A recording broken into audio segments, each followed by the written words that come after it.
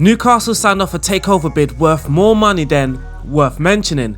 Following that, Steve Bruce sacking was inevitable. With Paulo Fonseca shockingly still on the market, Newcastle are said to be heavily interested in the Portuguese manager. So with that, we take a look at what Paulo Fonseca could bring to Newcastle and why it could be a move that the Newcastle fans have been craving for years. In this video, we are going to analyse Paulo Fonseca's tactics, we are going to replicate that into Football Manager, but also I have experimented, I have given Newcastle United a lot of money to play with, so we are going to see what their manager, director or sporting director does with that money, and let's see who they bring in and how well they can do with Paulo Fonseca's tactics in Football Manager. So if you are new, make sure you are subscribed, make sure you like this video, also leave a comment, that helps this channel out a lot, but also check this ad out from OneFootball.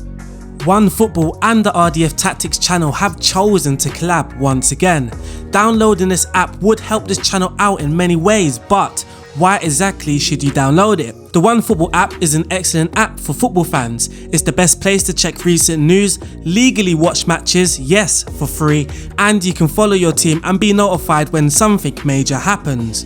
It's also great to check out the latest transfer rumours, and if you're like me, you don't want to miss out on any rumours. Transfer season can be fun.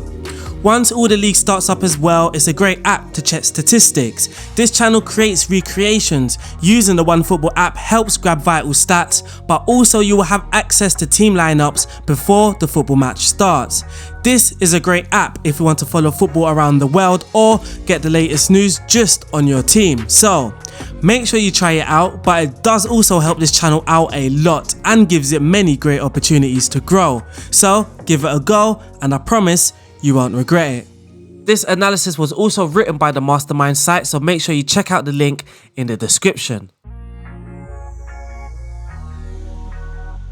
Paulo Fonseca operated both in the 4-2-3-1 and the 3-4-2-1 during his time at Roma, and both formations could suit Newcastle well.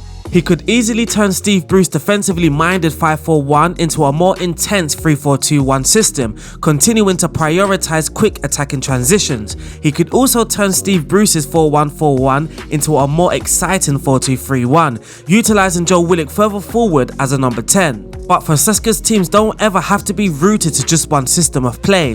The Portuguese manager is fluid in changing systems on a match-to-match basis to suit the needs of his team, but he's also fluid in the sense that the actual application of his formation often looked very similar. For example, his 4-2-3-1 and 3-4-2-1 were nearly identical in practice at AS Roma. For Roma, one central midfielder would often drop in between the centre-backs to help dictate play and form a diamond quartet with the goalkeeper to build out from the back. The attacking midfield, on the other hand, would drop deep to pick up possession, giving their build-up that 3-4-2-1 shape. John Joe Shelby could be a useful option for that deeper role for the time being, before reinforcements are inevitably signed in January. But quite encouragingly, Fonseca's formation and style of play would naturally allow for a greater emphasis on building up from the back and overall care in possession, which the Magpies desperately need. The Black and Whites will likely remain a counter-attacking team until they really break the bank to sign completely different types of players, but for now, they could have a great mix of possession and poise with added quickness in the final third. Paulo Fonseca is known for playing functional football. It's not quite like an orchestra designed by Antonio Conte, but it's a very good band that you know what you are going to get out of from every passing hit. His methodologies were built around intentional and meticulous build-up structures, high-flying wing-backs, inverted wingers and goal-scoring central midfielders. While some of the current players will be unable to fulfill mighty tasks like meticulous build-up structures, Joe Willock is certainly someone Fonseca could utilise as a number 10 goal-scoring midfielder. Inverted wingers would also benefit Newcastle in getting Alan Saint-Maximin to work his magic closer to goal and suit a player like Miguel Almiron, who is already a wing midfield hybrid. It's also important to mention that at Roma, Fonseca recognised the strengths of his players and often made positional tweaks to get the best out of their qualities. He expertly deployed Brian Cristante as a sweeper, bringing out his exceptional passing range and vision, and moved Lorenzo Pellegrini from central midfield to attacking midfield and right wing, improving his goal output. Both of these decisions massively benefited Roma, first allowing them a greater emphasis on playing out from the back, and then strengthening their dynamism in the final third by having one of their most electric dribblers and creators further forward. Newcastle are not a team that tend to score many goals, and Fonseca will almost certainly attempt to change that. One way he might do that is finding a surprising role for a surprising player who is yet to truly showcase their magic for the Magpies. Leave it to Fonseca to turn a hidden gem into something special, or even revitalize a broken player's career. Did somebody say Joe Linton? Paulo Fonseca is an attacking-minded manager who focuses on developing a functional possession-based style to get the best out of his players going forward. This is what Newcastle fans have been crying out for. Fonseca would have a mammoth task in figuring out how to make his current crop of players better in the final third, but he could easily use his principles of quick attacking transitions seen at Roma to make the most of excellent counter-attackers like St. Maximin, Wilson and Almiron. Without a stronger defensive line or players fully comfortable in possession, anything else could be a massive risk to take, and Fonseca would need to be careful. It's worth reminding ourselves that his defensive record at Roma was woeful. Roma conceded 58 goals in last season's Serie A season, putting them in the bottom half of the table for goals conceded, despite ultimately landing in the top 8 on points. This is a worry for Newcastle, since they have an abysmal defensive record, even while prioritising that side of the game. If they pull a 180 and go the other way, it could have unrecoverable effects. With that said, we're not too far away from January, and Newcastle would be wise to invest in a few players that could play exactly how Fonseca wants. If they can get a few class ball carriers and progressive passers into the team, Fonseca could easily transform Newcastle into a side that ticks all the boxes out from the back, keep more of the ball and score more goals as a result. But whatever happens under Fonseca will certainly be entertaining. Paulo Fonseca is of course an incredible, interesting candidate to take over at Newcastle. While he will need to improve his defensive record and many of the pieces to the puzzle are evidently missing, he is undoubtedly an exciting attacking coach that will bring excitement to the hearts and minds of Newcastle. Time will tell whether or not Fonseca really does take on the job, but if he does, fans will certainly expect functional football, fluid formations and loads of entertainment. But unfortunately, that wraps up the analysis by the Mastermind. Make sure you check out the link in the description. We are now going to go into Football Manager to have a look at the tactic that I replicated for Paulo Fonseca, or for Newcastle I should say, and then we are going to test it out, check out the results, but also we are going to have a look at the signings that Newcastle chose to make. So for now, let's head over to Football Manager. So here is the tactic that we have designed for Newcastle and Paulo Fonseca. There are two tactics. We do have the 3-4-2-1 as well, but we are going to leave that. That is from my previous Paulo Fonseca video. And considering that FM22 will have a new role in central defence, which is of course the wide centre back, we are going to leave that tactic for FM22. But this tactic, it is also designed for FM22, so once that game comes out, you can just load up this tactic and whip it right in. So we are going to go through the team instructions, the player roles and instructions. Well, there aren't any player instructions anyway. And then we are going to look at the results to see how well or how bad Newcastle did with Paulo Fonseca's tactics. So for the team mentality, we are using that attacking mentality. This is going to help us, well, transition quickly, but this is going to help us be more counter-attacking and be more positive with the ball. The attacking width is set to standard. The approach play, we are going to be passing it into space. That's going to help with our counter-attacking football.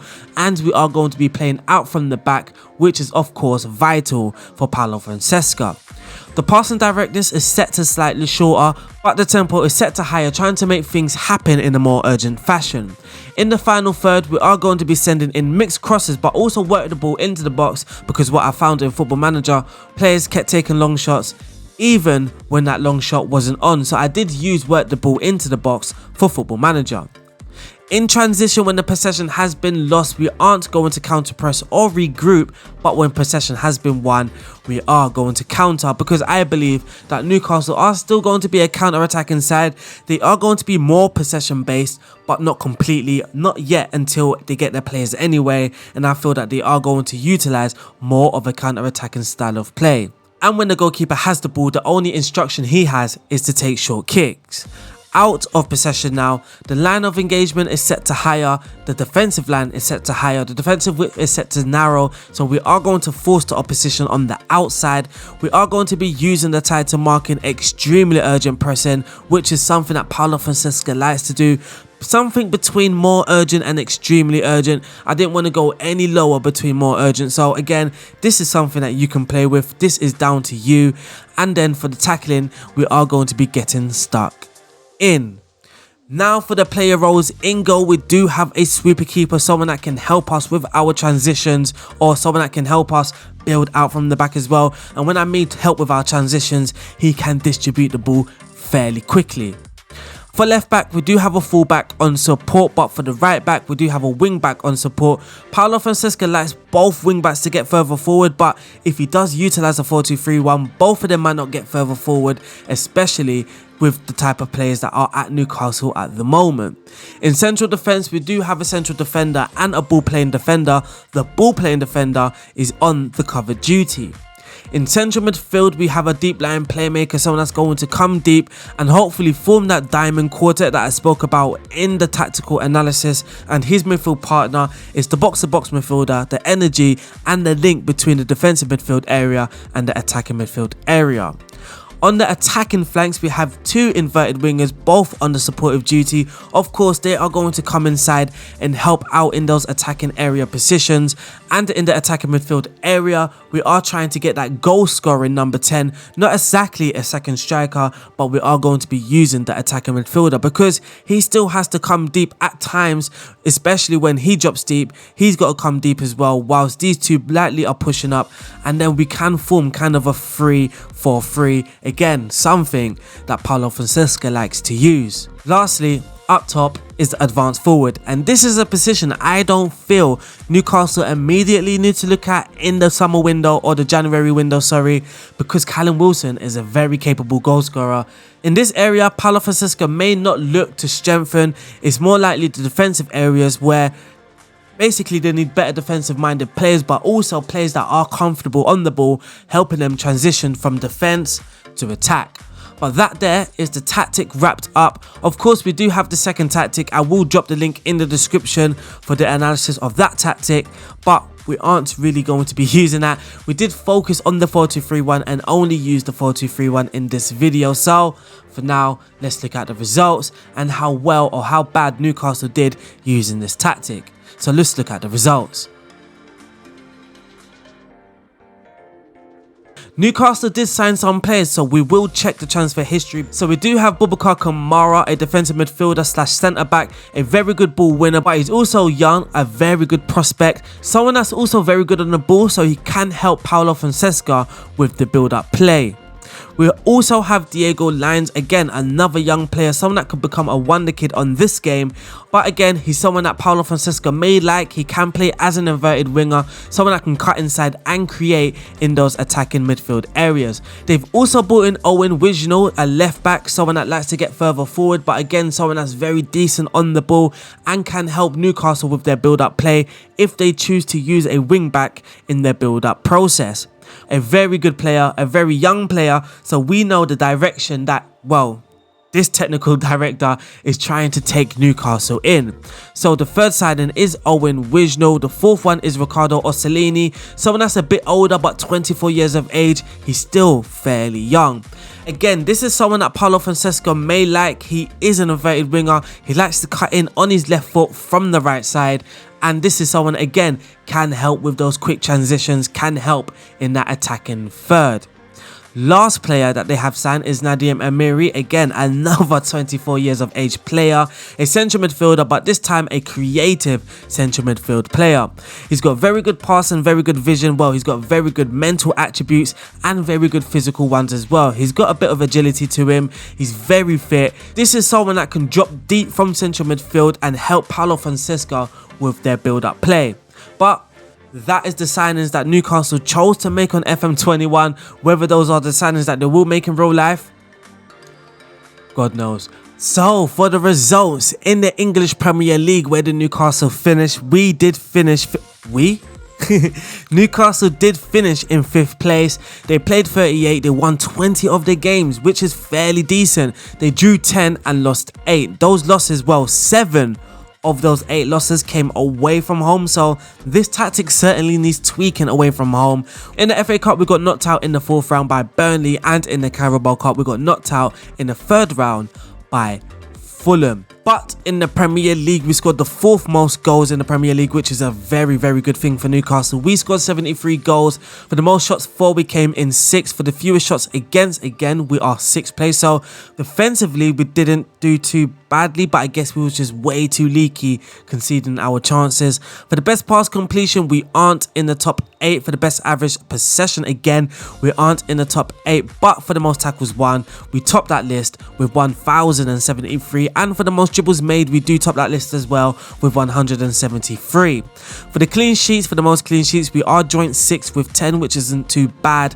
And for the fewest conceded, we aren't in that top 8. For the player statistics, for the top goal scorer, Callum Wilson, I did say Newcastle don't need to be strengthening in this area, and maybe this is a reason why. For the most assists, Nadim Amiri, so a very good signing there with 11 assists. Look at Mo Salah, 23 assists. Alan St. Maximin as well with 10. For the most shots for, we are in 6th place with Callum Wilson with 101. For the most man of the match awards, we don't have anybody in the top 8. For the most key passes, nobody there. Best pass completion, nobody there. For the most tackles won, it is the new left back. So the new signings are doing fantastic, it looks. Owen Wisnell with 172 tackles won. Xavi Monquillo with 162. For the most dribbles made, Alan St. Maximin with 45. For the most clean sheets, our goalkeeper isn't there. For the fewest conceded, it's Carl Darlow, but he did only play 14 games and conceded 13 goals, which isn't great at all. It's not great. But that is the team stats, the player stats. We can check the team report. Attacking efficiency, Newcastle were aggressive and clinical. 1 of the 5 sides that were in the Premier League, but I'm guessing defensively it is a different story. So for the defensive efficiency, we were quiet and we were leaky. That says it all. So if we check the Premier League, we did score 73 goals, but we did also concede 60 goals, which again, if you do follow Paulo Fonseca, this wouldn't come as a surprise at all. Not at all. But that's the team stats, that's the table. We can now look at the squad stats before ending the video. So for the top goal scorer at Newcastle in all competitions is Callum Wilson, who scored 27 goals in 30 starts or 30 games in overall. Ryan Fraser scored 12 goals in 18 starts, and then Alan St. Maximin with 9. We have Miguel Almiron on 6 and Nadim Amiri on 5. Unfortunately, that wraps up this tactical video. Make sure if you are enjoying these videos, you are subscribed. Make sure you like this video and leave a comment. A shout out to the Mastermind as well for allowing me to use their tactical analysis. And also make sure you download that One Footballing app. I will see you guys soon. Stay safe, peace out, and good luck, Newcastle. See ya.